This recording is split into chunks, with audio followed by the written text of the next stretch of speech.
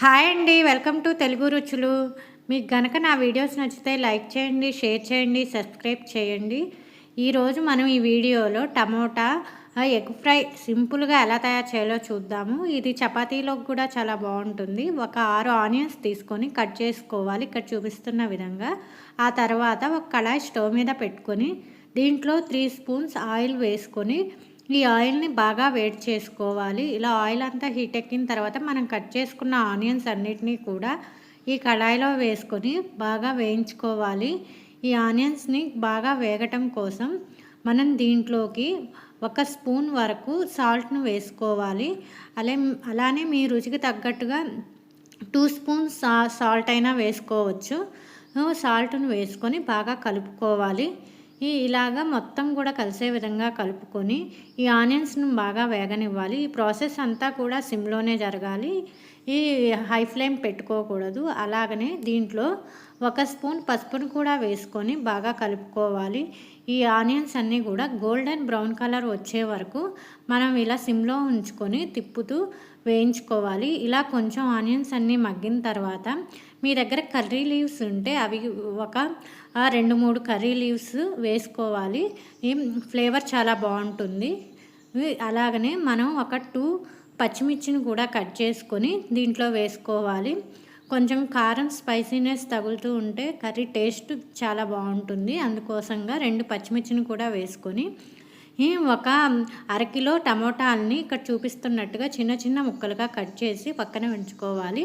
ఇలాగా oil separate అయిన తర్వాత మనం కట్ చేసుకున్న టమోటాలన్నిటినీ కూడా ఈ ఆనియన్స్లోకి వేసి బాగా కలుపుకోవాలి. మొత్తం కూర అంతా కలిసే విధంగా ఈ ప్రాసెస్ అంతా సిమ్లోనే జరగాలండి.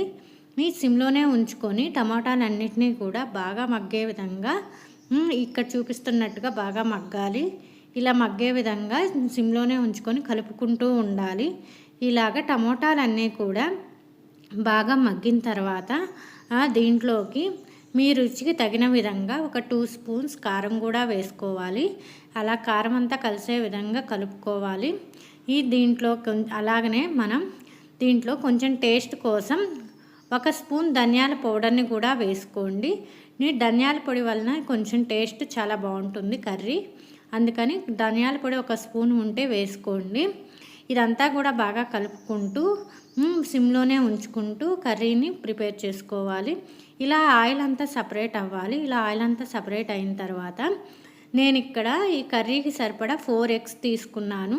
మీ ఇష్టం, ఎక్కువైనా తీసుకోవచ్చు, కొంచెం తక్కువైనా తీసుకోవచ్చు.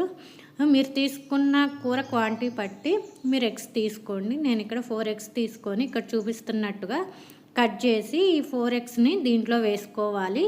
ఇది కొంచెం ఫ్రై అయ్యేటట్టుగా మూత పెట్టుకొని దీన్ని మనం ఉడికించుకోవాలి. ఇలా 4 ఎగ్స్ వేసిన తర్వాత కాసేపు దీన్ని వదిలేసి వేగనివ్వాలి.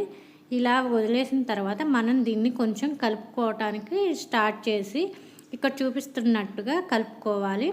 ఇలా కలుపుకోవటం వల్ల కూరలోకి ఎగ్ అంతా కూడా బాగా కలిసిపోతుంది. ఇలాగా బాగా వేగనివ్వాలి.